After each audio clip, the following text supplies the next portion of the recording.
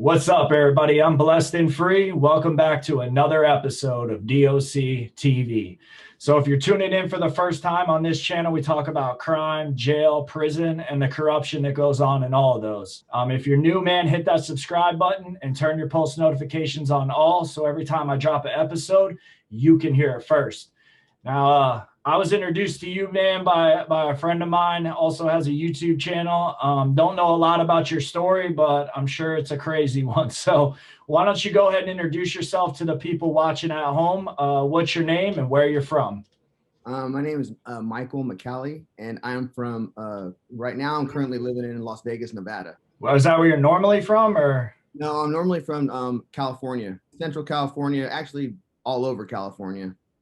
All right. So, what was life like for Michael growing up, man, in Cali? Single mom, heroin addict, 30 years plus, died in '05, overdose, father gone at 42, didn't know him, died of cirrhosis. And, this pretty much everyone else is just fell off too from the same problems. It's crazy, man. It seems like everybody I interview on this channel, including myself, have kind of the same story, man, with the mom. Like my mom did drugs, my dad died. And it's just crazy to me. It's like, it's like a pattern almost to what happens to people like us when you grow up in those type of situations. When what was it? What was the crime that led you to start, getting arrested and then eventually sent to prison? Well, I was in high school and I started selling weed, and then I started seeing the potential of selling the weed. I was making money and I was paying my bills. I was putting food on the table, clothes on my back, and then I started moving into a bigger weights as I started getting older. And I had some friends of mine that moved to Mendocino, Humboldt area, California, Northern California, and I ended up eventually following them out there after my mom passed. And a girl I was dating for 12 years, we had broken up, so I just went up there and started growing and started pretty much that way. I cut the middleman out. It's, I'm the guy now. And we ended up getting the first year I'm there, I ended up rolling an off-road vehicle onto my stomach and popping my intestines, and I almost died. The second year, I actually, and then 2 months, that was in June, and then we harvest in end of October, and so June, July, August. So 3 months later, I'm already back there harvesting, and then the next year I go up there, and the feds come and get me. I had a 6:37 in the morning. I'm out there watering my gardens, and with my dog, and a Black Hawk helicopter comes flying over me, and there's a guy like hanging out the door looking over us, and I was like, what? So I jump behind a bush, one of the plants. The plants are like, I don't know, like 10 by 10, 10 feet high, 10 feet wide, but they're in a base too. So technically, if they weren't in the base, they're probably 6 feet, 10 feet wide, 6 feet tall. But it covered me. They looked like orange, it looked like an orange grove, and I hid behind that, and the helicopter took off. I ran back up to the cabin because not thinking, and now I know better. I would normally I would just leave my stuff behind. Nowadays, no matter where I go, no matter what I do, my wallet, my information, everything is always on me. If I had that stuff in my backpack on me, I would have never had to go back to that cabin, and I would have never got caught up in the situation I did. Eventually, I would have to turn myself in because I was in a I was already had a federal warrant, and we got caught up in some things that I didn't even know existed. I didn't even know. I was just dumbfounded by it. They kind of stumbled upon us through a lot of other avenues. There was like 3 or 4 different things that led to us, and what they were expecting to find was nothing that we had. They sent the methamphetamine, the Fresno methamphetamine task force up to Mendocino County to weed grows to look for meth labs. Well, at least that's what they told the judge. What made them think that you were doing meth? Did somebody get caught for something and then kind of like That's, throw you under the bus? yeah, so one of the guys that we know that ended up snitching on us, he actually he got caught driving. It was almost a year before that happened. He got caught driving to Northern California, about 30K on him, and his partner sitting in the passenger seat had a little bit of meth on him just to stay up, I guess. He tucked it in the seat when the cops came, pulled him over, didn't claim it. Guy that was driving, scared out of his mind, they found it. The other guy didn't claim it, so it was pretty much his. And the 30K, he couldn't vouch for where it came from. So they took the money. They ended up taking him in. And then we continued talking to this guy, and he just made it sound like everything was okay. Like, he was just fighting his case and whatever. But really what he was doing was he was feeding him information. He had made sure he got my partner, who was dealing with him mainly, his phone wiretapped. And he'd call me out of nowhere, and this guy wasn't even close to me. He'd call me out of nowhere asking me crazy questions. I was just kind of like, I don't know, why is this guy calling me? So I didn't think nothing of it. And then another gentleman that we know that I believe ratted on us as well. He was down in Fresno, in the downtown part of Fresno where all the clubs and bars are at, and he sold cocaine, and he got busted. So those two guys when we got in trouble were the two first guys to get off on probation with ankle monitors. One would actually, the first guy didn't even have an ankle monitor. They got 6 months house arrest, both of them. So we both know, we knew both those guys had talked. Yeah. So when you saw the helicopter and you had to go back to get your shit, what happened? Like, did they just land the helicopter right there, or how did all that go down? The helicopter never landed. What they did was, I ran back up, grabbed my backpack, ran to a corner of the edge of the mountain before it started dropping down. And it's like a 45-degree angle, and it's probably about 100 to 150 feet down before it drops into a creek. And the Black Hawk was circling, and I'm kind of trying to figure out which way I was going to run. And then three or four undercover white Mustangs pull up to the cabin and surround it. The guys jump out of the thing. They are looking directly at me. Their adrenaline must have been pumping so hard that they didn't even see me. They just all surrounded the cabin with their guns. You hear all their guns clacking, and surrounded the cabin. And my dog starts barking and starts charging them. And my dog doesn't have this demeanor. This is how you know when people are feeling energy, scared, threatening stuff. So my dog started charging him. I started yelling at him. He ran back to me. We both started running down the mountain. We get down to the bottom of the creek. I mean, I rolled. I was doing cartwheels and somersaults.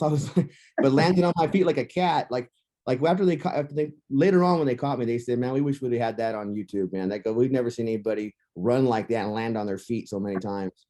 And I got down to the bottom of the creek. I hit under this huge rock. It was like a 10-foot rock, and it was at an angle, like a stone hedge. And we crawled under, my dog did, and he was barking. I started trying muzzling him, and then the helicopter was trying to push the brush away, trying to see where we were at.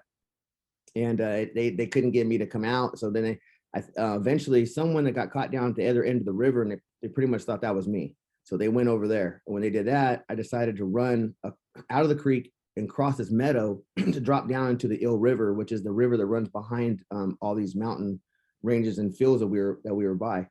And I figured I'd get away that way. But unfortunately, they were already down there with cars, and I didn't even know that's how many of them there was. They already went down to that cabin too. So they cocked their guns. They told me if I didn't stop running, they're going to shoot my dog.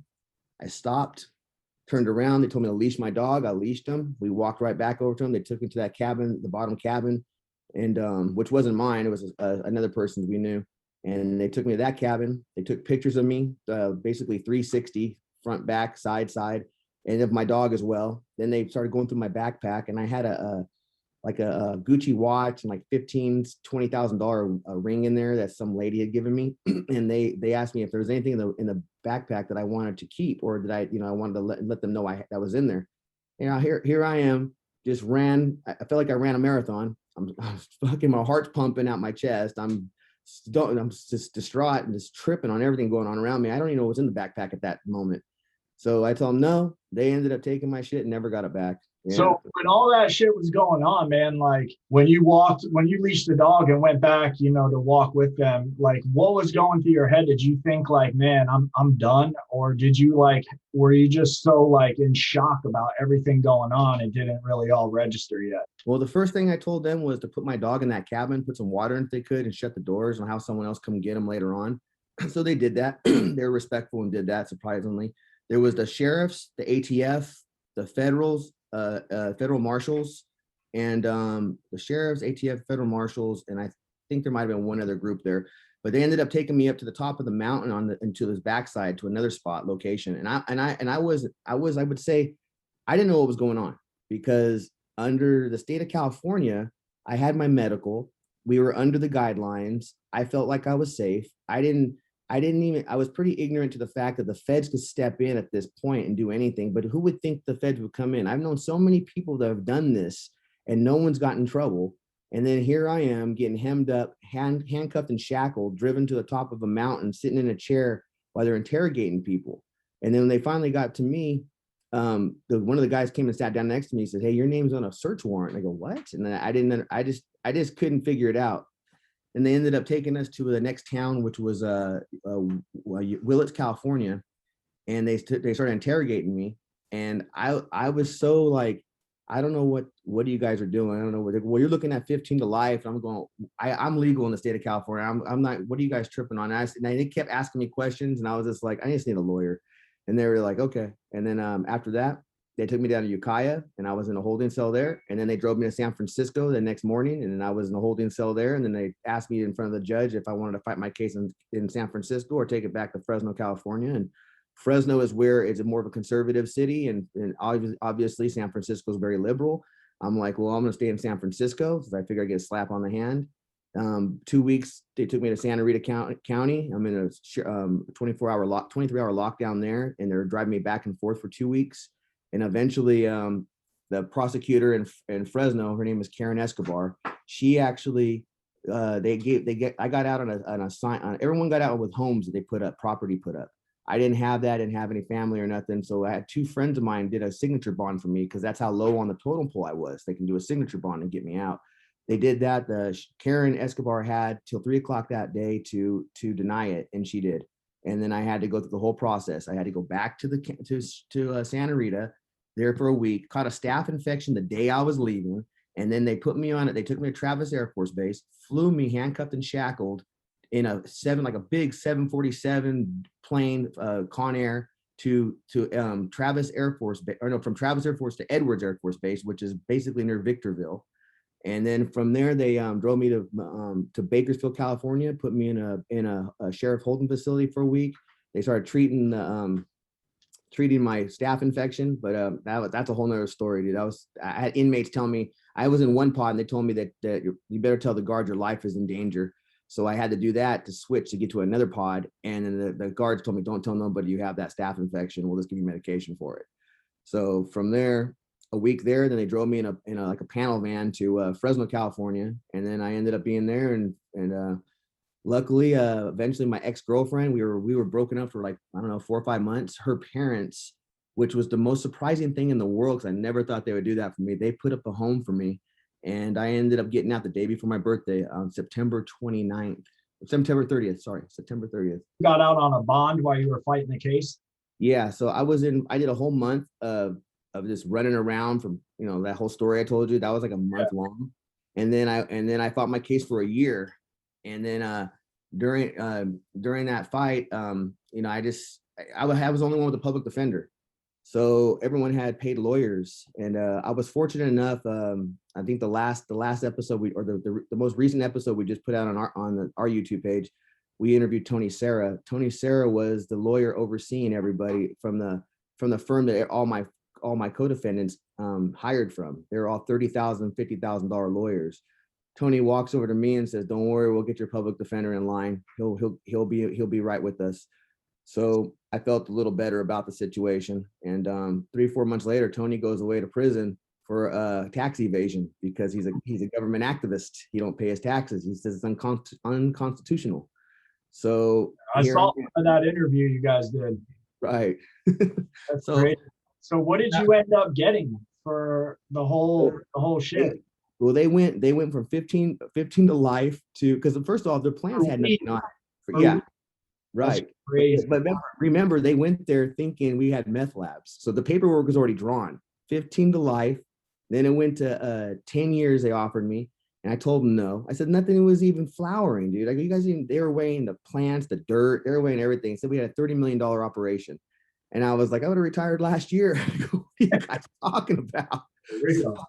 So they ended up asking me for 4 years, and it went to 2 years, 8 months, and then went to 15 months. And one of my co-defendants, who had a Johnny Cochran lawyer, he took he took it, and when he took it, my public defender was pretty much, look, that guy had his charges, the exact same charges as you. You're pretty much not going to get, and you were caught on the property. He wasn't, so you're pretty much looking at the same thing. So I ended up taking it, and then I ended up going and meeting with the probation officer, doing my PSI report. And when I was doing my PSI report, talking to him, telling him all my information, he was asking me questions. I had everything lined up. I had a paralegal do my PSI report, so it was like done so professional that the guy was so impressed. He was just like, man, I've never seen one like this before in my life. He goes, usually like people come in here, it's like a 3-hour process. I got to sit down and ask them question for question and write all this stuff down. You have everything not only in place, but you have like tabs, like colored tabs on everything, and everything is like perfect. So he says, I'm just going to give you a year and a day.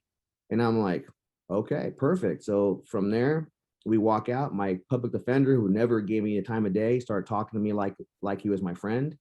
And I ended up making a relationship a little bit with him. So when I was getting put away, I actually got to pick the prison I wanted to go to, and if it was openings, I get to go into it. So I actually picked Lompoc, California, and because they had weights, and I went there. And then they also wanted, when I got out, they wanted to test me for not just drugs, they wanted to test me for alcohol. And I had to tell my lawyer, go, I didn't even get busted for alcohol. Why am I getting tested for alcohol? So he had to call the judge, and they talked to me. So they came back to me and said, okay, you're good. You're just going to get tested every week for drugs when you get out. So I did. So when you went to prison, man, like that's your first time walking into a prison, correct? Right. So how was it at that prison that you went to? Was it pretty sweet, or was there some shit going on? Well, no. So they send you to the medium first. That's where you got to check in. So you're going through controlled movement, the gates, all the bells and whistles that those places come with. And so yeah, at first I'm kind of like, a little bit nervous, but I ain't gonna lie to you. I ate a quarter of mushrooms about 5 hours before I got driven there. So I was just like, fuck it. That was my attitude. Going into prison? It was like 6, 7 hours. Yeah, I think it was about 6, 7 hours before I drove there. That's savage shit right there. So you were what? You weren't even really like fully experiencing like the first couple hours. You were probably just like, "What? This is whatever." Oh yeah, I just went through the motions. I get there. The funniest thing was, and you mean, I think it was pretty corny, but it was still funny to me. I had walked in, and when they were taking my clothes, I pulled out of my wallet. I had a Monopoly get out of jail free card, and I set it right there on the table. And the guy looked at me, he goes, "What the fuck?" Oh, you went in clowning. Yeah, I was just, that's my personality though, man. I make fun of I just make fun of all tragedy. I crack jokes about I'm the guy cracking jokes at a funeral. So when they took me over to the camp was nothing. The camp looked like a summer camp / boot camp. It's like you walk into a dorm, there's like 150 bunk beds. So it holds 300 inmates, and there's two parts of the camp, two like warehouses or whatever they are.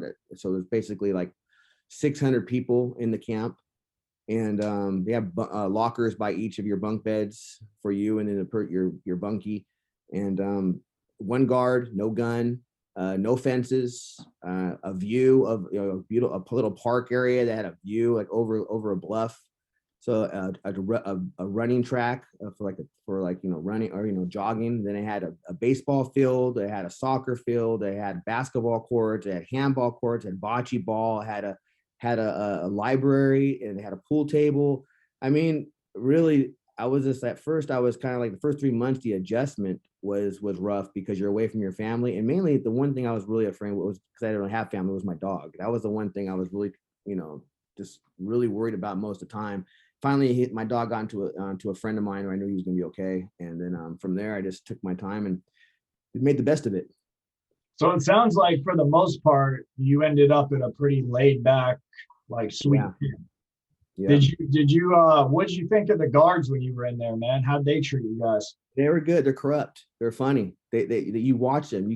When I was there, the secretary of the damn camp the damn police came in and arrested her. She was taking her vacation time and still clocking in on her time because she's the one that did all the paperwork. So she was actually forging her time, getting paid for being on vacation, and getting her vacation pay on top of it. So they came in, they That's how arrested they her. do it. Yeah, arrested her. The camp went through an audit, and the guards had bought like Hummers and all kinds of crazy shit. Within 2 weeks, all those Hummers were gone. They probably had to go sell them back. No, they went. I think they went and sold them back to like the places they bought them from because they had to show that money on the books. They were just blowing money. It was a trip to be in the camp as a prisoner and watching the guards do all kinds of illegal activity. Yeah, dude, that's kind of sucks too, because you're in prison for doing the same type of shit they're doing, but they're working a fucking job watching you. Did you end up getting with the chick, the ex-girlfriends whose parents helped get you out of jail? Did I end up getting back with her? Yeah. No, I got out. She wanted to get back with me. I kind of, when I go I did 8.5 months in the camp. I had a month of time served from the month that I was, flying around and doing all that other stuff. Then I get a month and a half in a halfway house. And then I got a month and a halfway house and a month and a half on good behavior taken off. Because that's why it gives you a year and a day. The 1 day over a year qualifies you for the 45 days of good behavior time. Right. Off your record, or if you're off your time served. And so I did 8.5 months. And that 8.5 months, I read 50 books. I wrote a memoir. I got a Cordon Bleu certification. I was on the softball team. I got into the best shape of my life. I was just, it was all for me. I turned it around and made it about me. So when I got out, my mindset was so focused on making money and keeping myself, or getting a job and keeping myself on the straight and narrow, that I didn't care about women at that moment. And the first day I get out, my buddy shows up to pick me up, and he's with 2 girls, and the girl's trying to sell me the dream. I work here. I'm a manager, this and this and that. I'm looking at her going, I just don't want to hear it. And it was just like, I just was so focused. And then I finally ended up going on a couple of dates with my ex. We went to Tahoe for the celebrity golf match, and we did a couple other things. But during that time, I actually met another girl. And when I met her, where I was at in life, it was a better situation for me. And I'm still with that woman here currently. That's what's up, man. Well, so it sounds like, man, like when you went to prison, you kind of made it up in your mind, like you're going to go in and come out like the best version of you. Did you run into any type of like struggles when you got out, as far as like either adjusting or figuring out now what you're going to do with your life? I had a job right when I got out with electrical work. As soon as I got out, I had it. And so I would I had to actually talk to the halfway house to letting me go to work when I got there the first week, because they say you have to be there 2 weeks before you get to actually get out of the compound to go work. I said, look, I have a job. I'm only here a month. You guys take 1/3 of my check. I go, where are you not benefiting from this? So they looked at each other. They said, all right. And they let me out, and I started working as soon as I got there. And that was a blessing, because I didn't have to be in that place. That place was disgusting. I mean, I'd rather have done my last month in prison than at the halfway house. Yeah, I heard some of them are treacherous, man. Black mold everywhere. It was a co-ed. So I would go eat in the chow hall, and one of the first week I was there, and I had girls sitting down next to me, staring at me, saying, "You're so sexy the way you eat." And I'm going, dude, this place is nuts. So what did chicks look like? Some swamp donkeys or what? They weren't. I rather look at myself in the mirror. Enough said. Well, man, I know you got a YouTube channel. Why don't you tell the people watching so they can go check out your channel and how they can find you?